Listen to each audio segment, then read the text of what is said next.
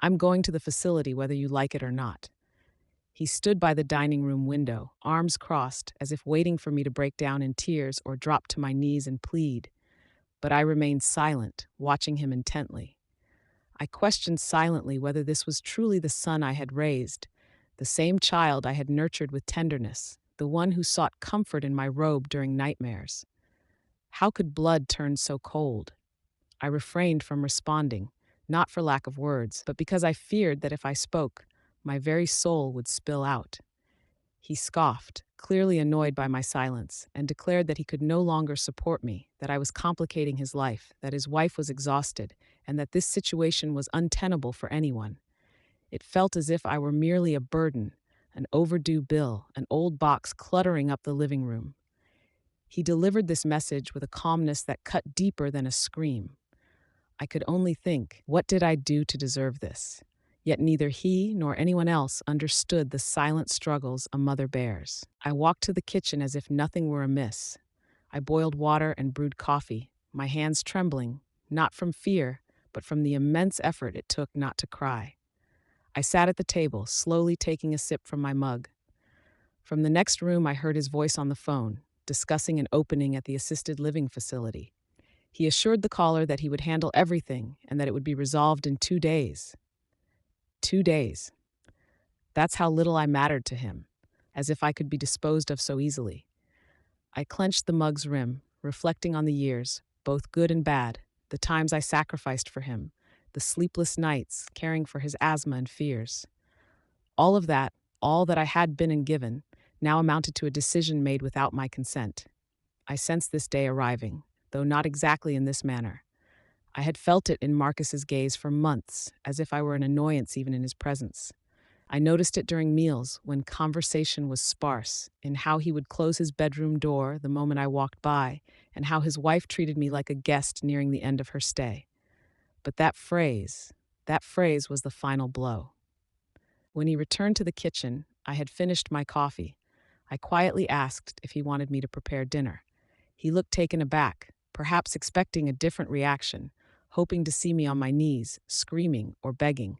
But I was no longer that woman. I made him nothing. I retreated to my room, closed the door softly, sat on the bed, and in that moment, in the early hours of the night, I resolved that if anyone was to make decisions about my life, it would be me. Marcus didn't know who I was, who I had been, or the sacrifices I had made to reach this point. He conveniently forgot that I had a life before becoming his mother, that I wasn't born frail or weary. I had once dreamed, danced in the rain, loved fiercely, endured heartbreak, started anew, and built everything he now sought to take away. He overlooked the fact that this house was not his. I had raised it with my own hands. I had worked 30 years as the manager of a local bakery, clocking in 6 days a week to pay for every brick, every window, every flower in the yard. I had only slept 4 hours a night and never asked for anything, not even gratitude. But memory is selective when it suits one's needs. That night, I lay awake, staring at the ceiling, recalling every detail of my life. The first day I saw this lot, then just dirt and hope.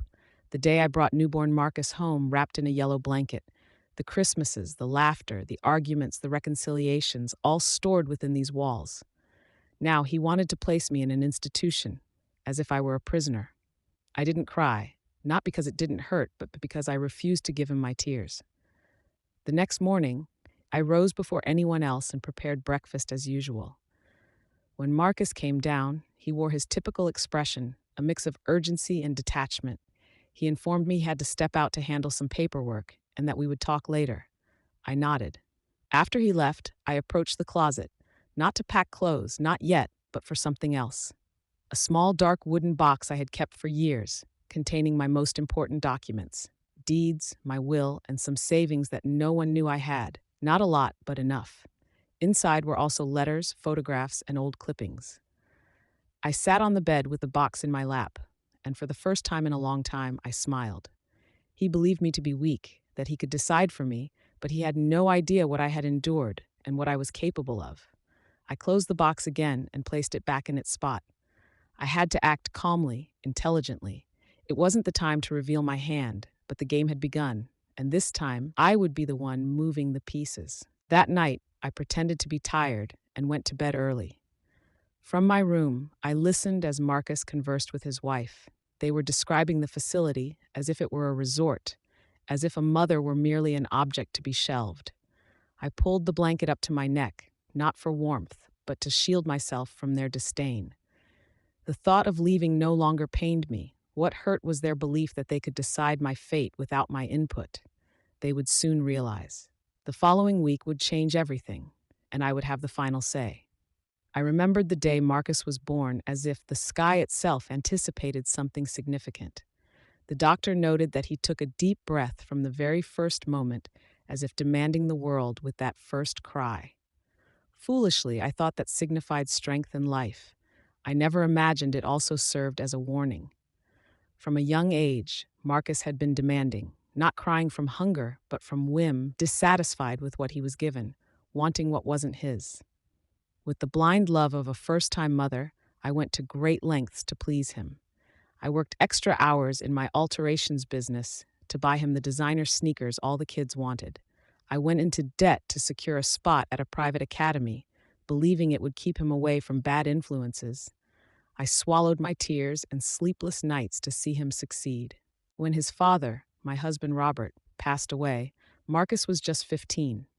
It was a blow for both of us, but what hurt most was how Marcus began to regard me as if I suddenly knew nothing. He acted as though he were the man of the house, and I was merely a shadow of what he needed. "Don't cry so much, Mom. He had to die of something," he told me one night while I clutched Robert's pillow. From that point on, everything changed. He stopped consulting me about anything, went out without informing me of his whereabouts, and spoke to me as if I were a housekeeper, a burden, an annoyance. Yet, I continued to justify his behavior, thinking it was merely adolescence, that he was grieving his father's death. I kept preparing his favorite meals, washing his clothes, hoping he would one day hug me again, like when he was a child. But that embrace never returned. Years passed. Marcus grew up, became a successful business executive, landed a good job in the city, and moved out. I remained in the house we built together with such sacrifice while Robert was still alive. Every corner held a story, a memory, a scar. I believed that once Marcus was established, he would return, not to live, but to visit, to share a cup of coffee, to care about how I was doing. But the calls dwindled, messages ceased. When he did visit, it was hurried. He barely said hello, glanced at his watch, and left. What hurt most was not the coldness, but the way he surveyed the house, as if measuring what he would take once I was gone. One day, without warning, he suggested, "Mom, you should start thinking about selling this place. The house is getting old, and you can't maintain it on your own." He said it without meeting my gaze, as if it didn't hurt him, as if he were unaware that this house represented the last remnant of Robert, our history, and my identity. I remained silent, merely nodding and pouring him more coffee. After that, the pressure mounted. "Mom, did you visit the notary yet? I have a friend interested in real estate. This isn't personal. It's for your own good." Each call felt like a piece of me being ripped away, like a flower torn from its stem. I clung to my routine, my plants, my sewing, my neighborhood walks, but the shadow of his ambition loomed in every corner of my home. One afternoon, as I tended to the rose bushes, I saw him arrive in his new car, dressed in a suit, the scent of expensive cologne surrounding him. "I've already spoken to Attorney Sterling. Mom, if you don't sign the papers, I'll be forced to take other measures. This house is coming to me whether you like it or not." In that moment, something broke, not within me, but within him. I didn't cry or become upset. I simply watched him. In that silence, I think for the first time, he understood that he no longer had power over me.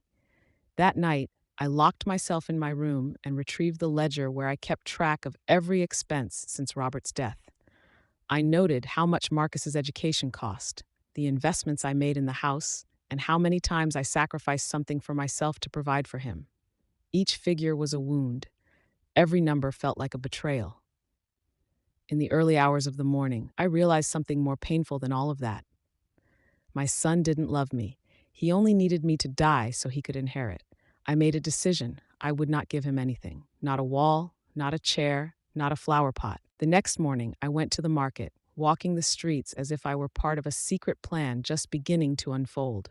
I encountered Miss Evelyn Reed, the retired notary public, and asked, "Are you still handling estate work?" She looked at me with surprise, then respect. "Of course I am." That marked the beginning of my preparations.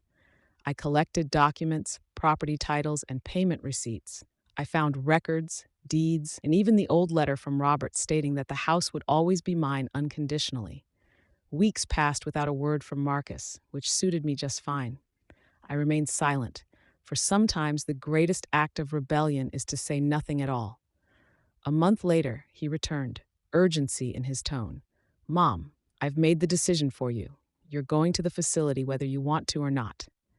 That's when I realized it wasn't merely ambition, it was contempt. That was the final straw. I came home that afternoon with a tight throat, as if I had swallowed a rock. Something in the air felt different, thicker, more palpable, like a fog that no longer bothered to hide. It was Marcus's contempt, my own son's disdain. I felt it in the plates he left on the table unwashed, in the way his voice rose each time he spoke to me, in how he avoided looking me in the eye as if I were nothing more than an object in the house. That night was different. He didn't yell or throw anything. He simply sat across from me at the dining room table while I served dinner. He stared at me with a calmness that chilled me. "I've spoken to Mr. Dawson," he said suddenly, slicing his meat without looking up. "Everything is ready. This house will be in my name and you're going to the facility whether you want to or not." I didn't respond. Not a sigh, not a tear. I placed my napkin on my lap with the same slow movements as always. Inside, I felt something shrink, as if my soul were withering in fear.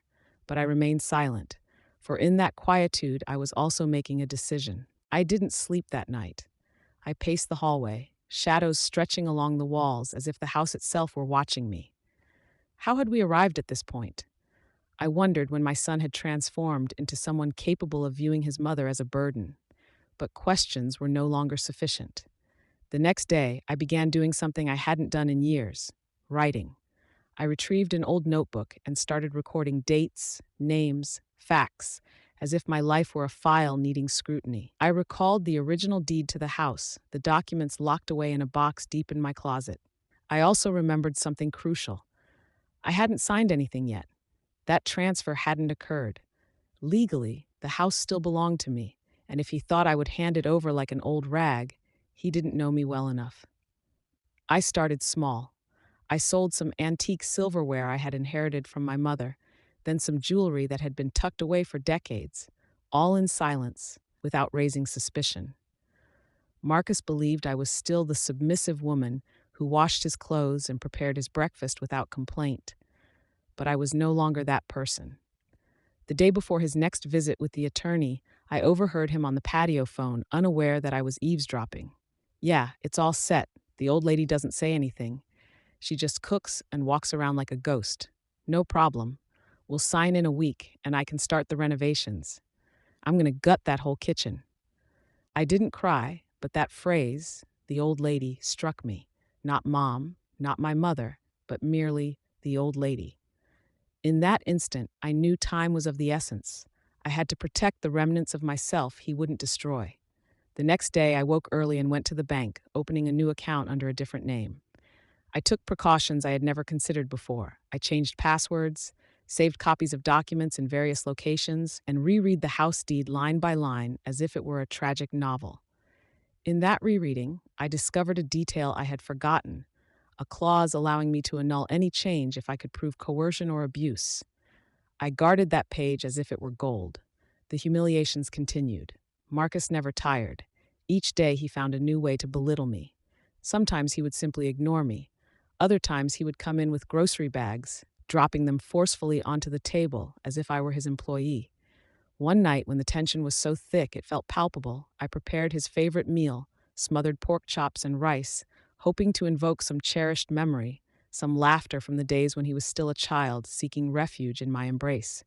But he took a spoonful, tasted it once, and said with disdain, "This is bland, just like you."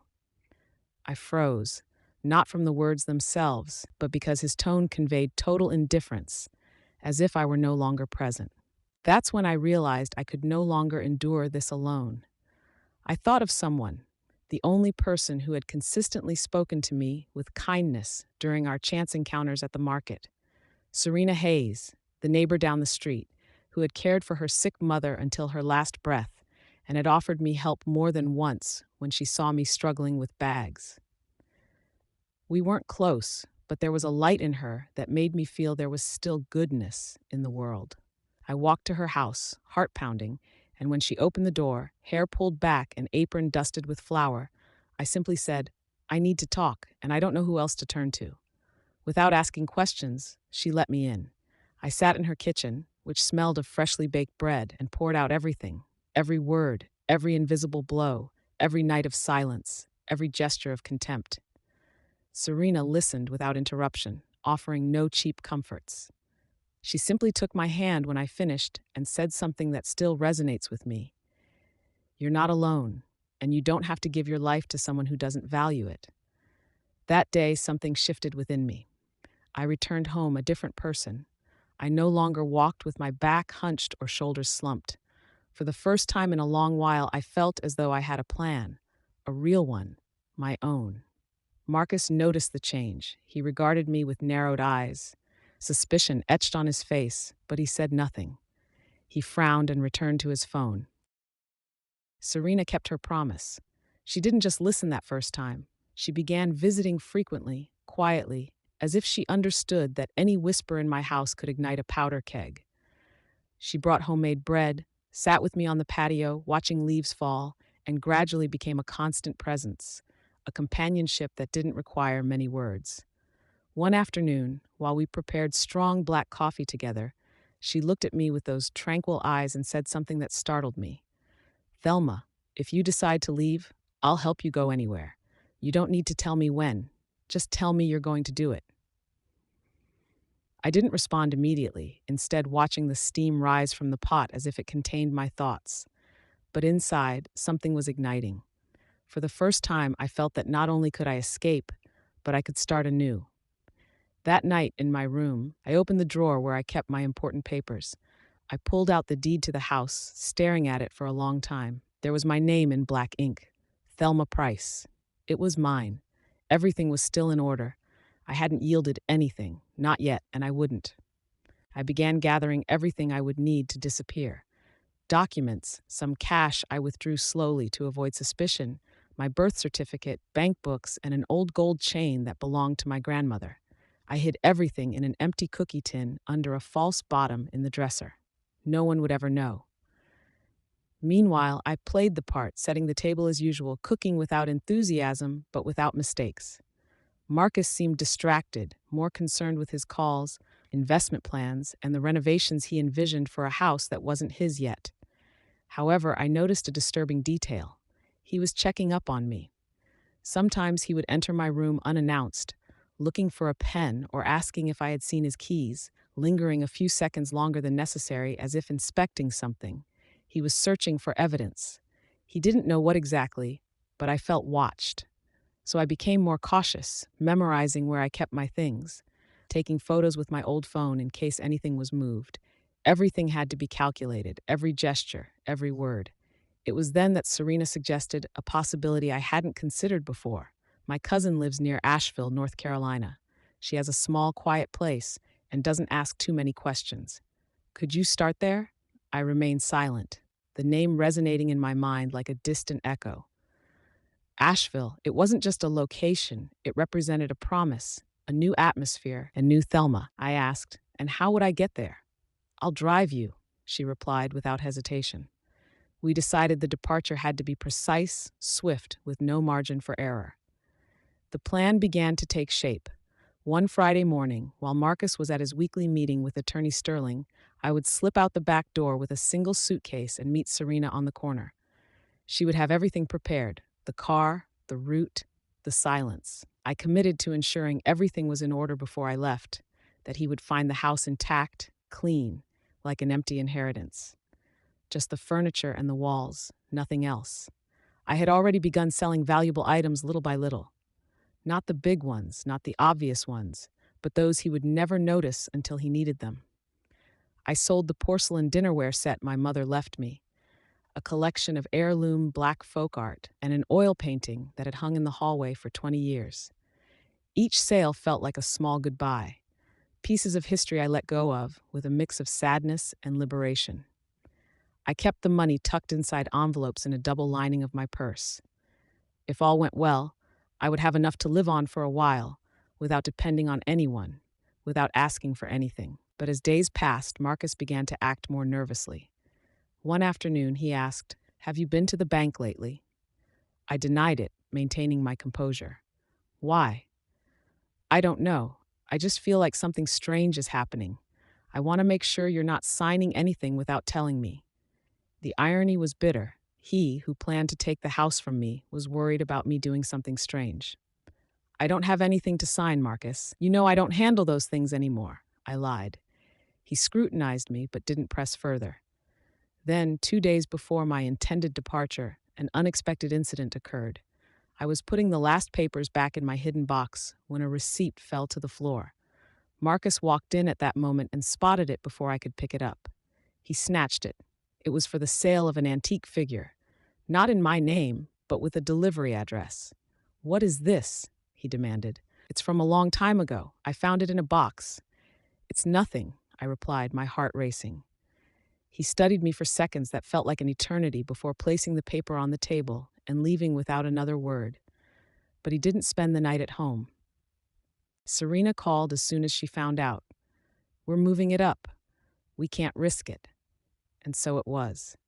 The day before the planned departure, I packed my belongings into a single suitcase and left a letter on the dining room table under a vase. It wasn't a fond farewell, it was a declaration. I explained that the house wasn't his, that I hadn't signed anything, and that he no longer had my permission or silence. "Everything you destroyed in this house can't be fixed with new walls. And now that I'm leaving, you will finally understand. A mother's presence is worth more than any money." That was my final statement. I didn't sign with love. I simply wrote my name, Thelma Price. When Serena came for me, I didn't cry. I closed the door firmly behind me and didn't look back. The sky was thick with clouds, but I felt warmth on my skin, akin to the sun. We drove away in her car without music. The road stretched ahead, but for the first time in years, I didn't care where it led. I only knew that I wouldn't return, and that the monster I had raised would have to learn to live without me. As we traveled along the back road, flanked by tall trees swaying in the gentle wind, Serena kept both hands steady on the steering wheel while I gazed out the window as if life were passing me by for the first time. The house was behind me, Marcus was behind me, and that broken version of myself that had endured too much was also left behind. Neither of us spoke. Sometimes silence doesn't need filling. My silence was crowded with images, unspoken phrases, and cries I had stifled for years. Serena's silence, I believe, was one of understanding, recognizing the weight of what was being left behind. As we drove toward the horizon, Marcus was returning to his golden prison. He parked his car in the driveway without noticing anything amiss.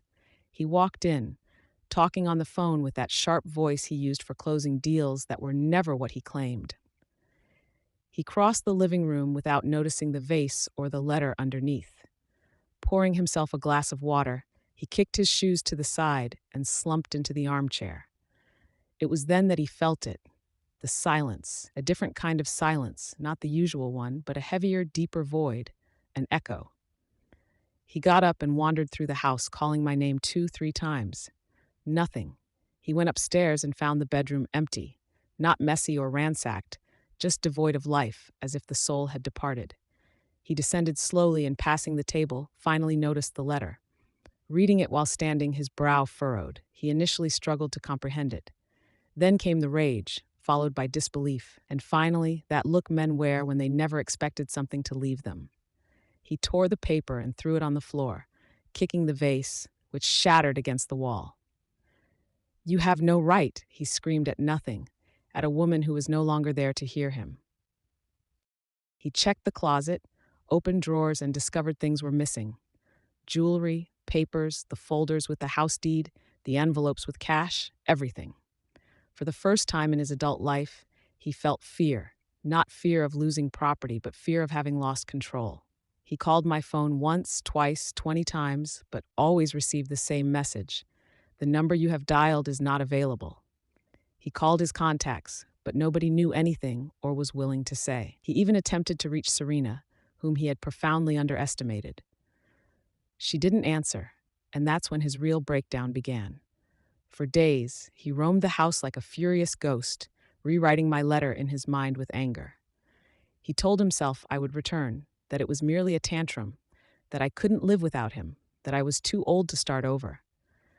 But each night spent alone, each cup of coffee he had to brew for himself, every shirt he found ironed, solidified a bothersome certainty. I wasn't coming back. That realization marked the beginning of his investigation. He went to the bank, scrutinized transactions, and discovered that money had been withdrawn in small sums over weeks, sums he had never noticed.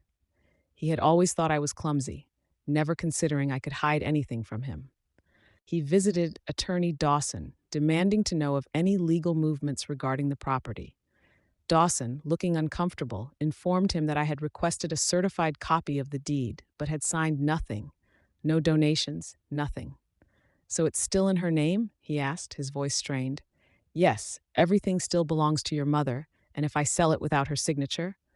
Dawson raised an eyebrow. "You can't. Legally, you have no right whatsoever." And that was it. Marcus realized he hadn't just lost me. He had underestimated me. He began speaking to neighbors, inquiring about any friends, but nobody offered information.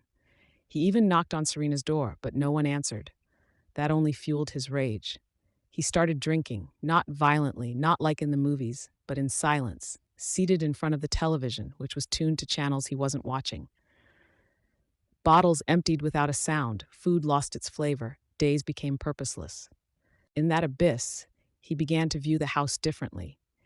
Initially, it had been his trophy, his early inheritance, but now it felt like a prison with walls that reminded him he didn't know how to wash clothes, cook, or sleep without someone muting the television. One morning, he awoke to find the living room covered in dust. Realizing the refrigerator was empty, that no coffee remained, and that the bathroom smelled stale, he broke down. It wasn't a childish cry. It was a low, almost shameful whimper, as for the first time he felt what he had never imagined: abandonment. That was the true revenge. Not the papers, not the money, not the letter, but the absence. Mine. I hadn't abandoned the house. I had freed myself from the weight. I had let go of my executioner, disarming him from within, because no matter how much he screamed, how angry he became, how often he sought revenge, he couldn't compel me to return. Each night, as he locked up with the lights off and the television muttering to itself, he slowly began to grasp the final sentence of my letter. A mother's presence is worth more than any money, and that presence was no longer his. We arrived at the town's entrance as the sky began to blaze with deep orange hues. It wasn't a tourist spot or filled with charm. It was quiet, just enough for a broken woman like me to learn to breathe again. Serena turned off the car, looking at me with a mixture of tenderness and firmness. She didn't say anything, allowing me to take my time. I stepped out slowly. My legs shook, not from weakness, but because each step was a decision, an act of rebellion against years of emotional subjugation. Crossing the threshold of the small one-story house we had rented, I noticed it lacked luxuries but also held no ghosts. That was what I needed. The air smelled of old wood and recent cleaning. Stepping onto the floor felt like solid ground after a shipwreck. I sat in the single dining room chair and let out a low, unexpected, almost hysterical laugh. Serena poured me a glass of water and sat across from me. "You're here," she said, as if it were a monumental achievement. And it was. "Yes," I replied. "I'm here." I didn't sleep that night, not from discomfort, but because my body didn't know how to handle such silence. There were no footsteps in the hallway, no passive-aggressive messages, no judgmental stares, just the night and me. That was my first free night of insomnia. The following days felt clumsy. Learning to live without fear takes time. During my first few trips to the market, I wandered around, viewing everyone as potential danger. Smiling was challenging, not from a lack of desire, but because I had forgotten how to smile genuinely. Serena was patient. She accompanied me, granting me space. Sometimes she cooked for me without asking, while other times she simply read in silence as I stared at the wall, unsure of what to think. Little by little, the house began to smell of coffee in the morning. The plants she brought from the nursery flourished. One day, a neighbor named Martha knocked on the door with freshly baked bread. I smiled awkwardly, unsure if that was dangerous, but Serena gently squeezed my arm, reminding me that I had climbed out of the well. One afternoon, while watering the pots on the patio, I realized I was humming a song. I didn't recall which one, but it was mine. My mind sang it without permission. Right then, I knew something within me was starting to return. It wasn't happiness yet, it was presence. For the first time, I felt present in my own life. However, dark moments persisted. Nightmares of Marcus yelling at me, memories of shattered plates, and entire days spent in silence because he couldn't find his keys. His words, "You're a burden, Mom. If it weren't for me, you'd be living on the street," lingered like invisible needles beneath my skin. Yet, each time I awoke from one of those nightmares, Serena was there, sometimes with a cup of tea, other times simply in silence.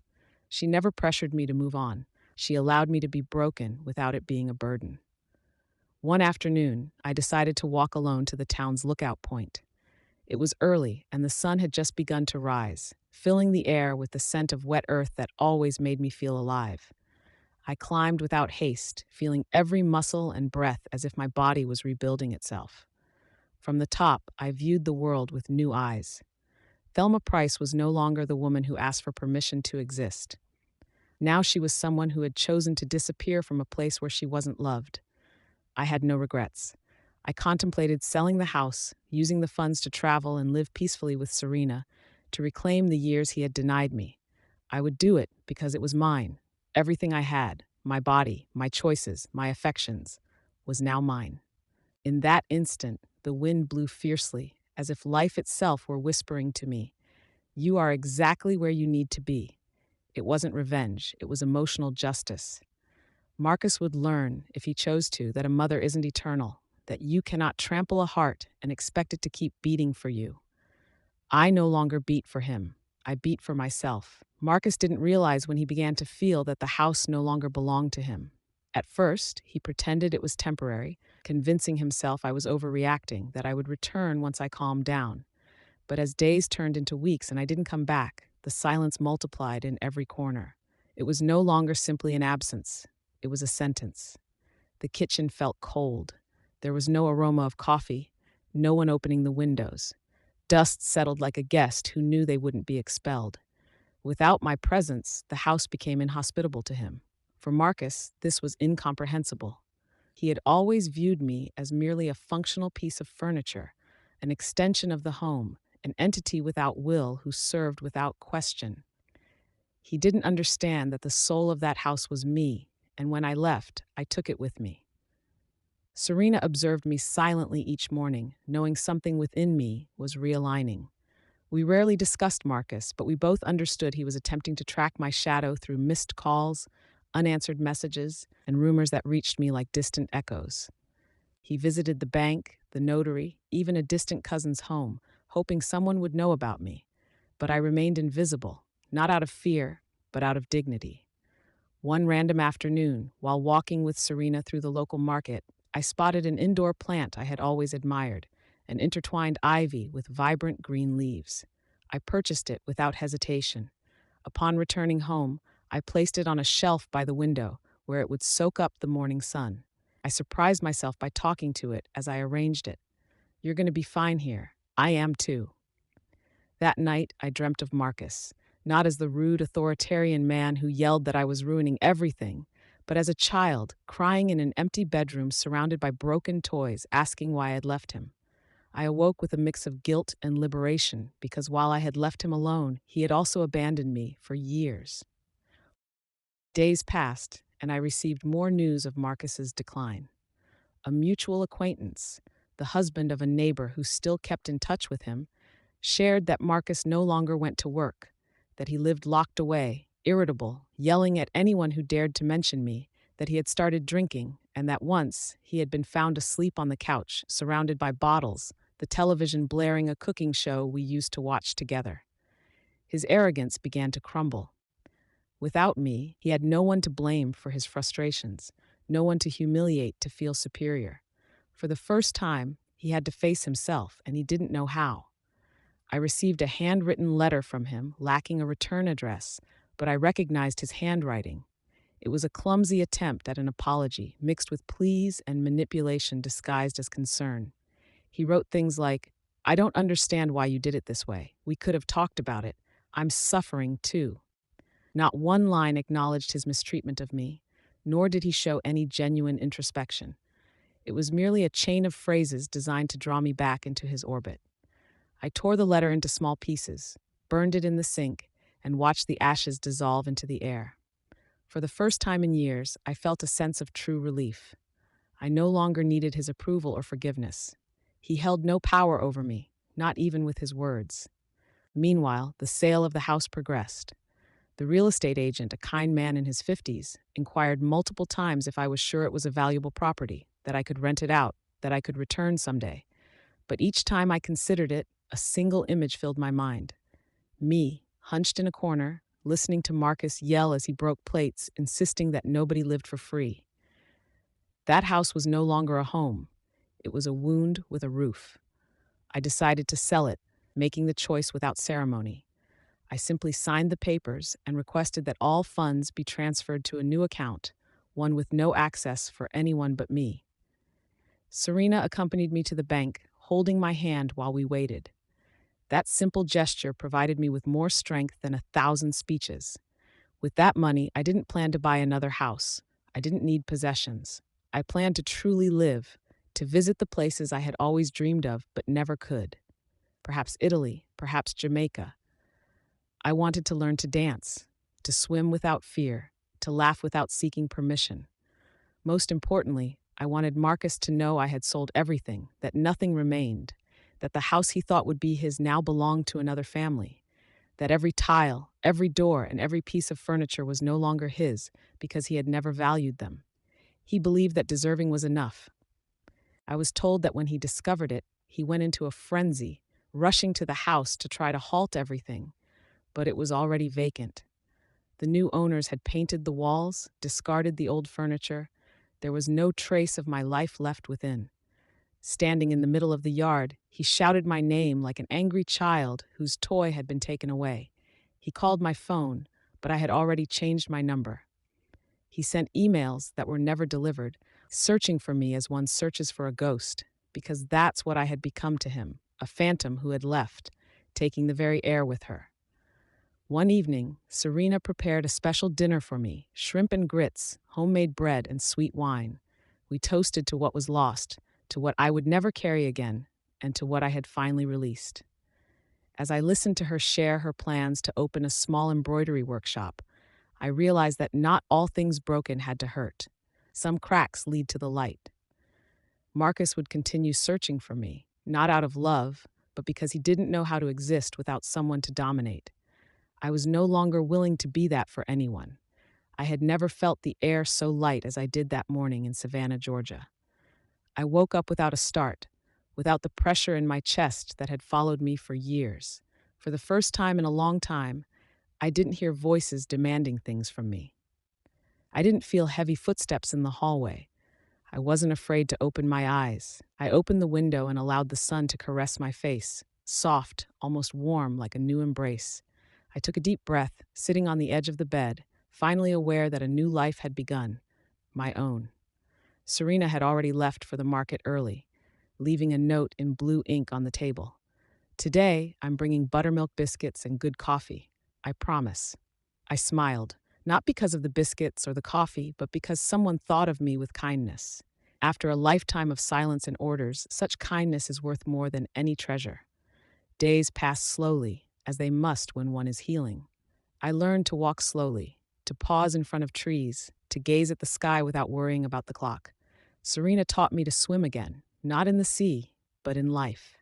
She allowed me to nap, played music from her youth, and we cooked together, sometimes crying, but with that kind of cleansing cry, not one that drowns. Not everything was easy. I uncovered broken parts of myself I didn't know existed. Sometimes I found myself staring at a wall in silence, recalling things that hurt like old thorns that had never healed. Other times I awoke with Marcus's name on my lips, unsure if it was rage, sadness, or habit. Because that's how it is. The heart doesn't unlearn overnight. But I was no longer afraid of those memories. I had gained something stronger than fear, the certainty that I had chosen myself. Finally, one day, as we walked along the riverfront park, Serena asked if I missed the house. I pondered for a long time. I missed the woman I had been there, the one who endured, the one who crawled to give everything. But not the house itself. No, I had sold it without looking back, understanding that bricks hold no more value than peace. And it was true. I had no regrets. I had been liberated. Marcus called me one last time. I didn't answer. He left a voicemail, his tone cold, yet masked as courtesy. "Mother, we should talk. There are things that aren't clear." I didn't respond because everything was clear, perfectly clear. He wanted to know how much money I had left, to ensure he wasn't completely excluded from the will, to check if he could still control something. But I was no longer the same woman who once cried over his threat of the facility. I now slept with the doors open and walked unencumbered by the past. Every time I shared coffee with Serena on the terrace, every time I felt the wind play with my gray hair, I knew I was exactly where I needed to be. One sunset, I penned a letter, not to send, but to liberate myself. "Marcus, you were not born bad, you were born mine. And that is what hurt me the most, because at some point I believed you would love me as fiercely as I protected you. But it wasn't so. You treated me like old furniture, saw me as a burden, wanted to lock me away, and spoke to me with contempt. Yet it was hard to let go. But I did. You owe me nothing, and I owe you nothing. My debt was to myself, and I have paid it. Don't worry about my will. Everything is resolved. You will not receive anything. But I leave you something that weighs more than an inheritance, the silence of a mother who left without resentment, but also without looking back. Hopefully, one day, if life challenges you, you will remember this. No amount of money can replace a living mother. I am no longer there, and I will not return." I placed the letter in a box and buried it near the garden of the house I shared with Serena, not to hide it, but like someone burying a life she no longer wishes to carry. Months later, I met new people, women who had also fled similar stories, who learned late how to say no. We gathered for tea, strolled along the shore, and shared secrets like grown women. We laughed, we cried, and most importantly, we supported one another. One afternoon, Estelle remarked, "Thelma, you are brave." I chuckled.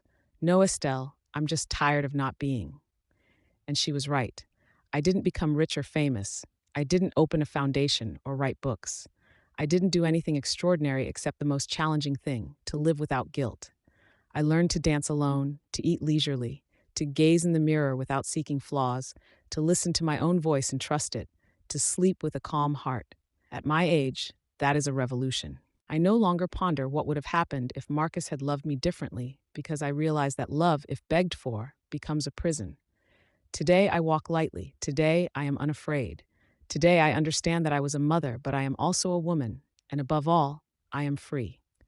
Because one day I was forced to choose between the facility and obedience, and I, without uttering a word, chose silence, and then chose life. I sold everything, not for revenge, but to remind both him and myself that a mother's presence is worth more than any monetary value.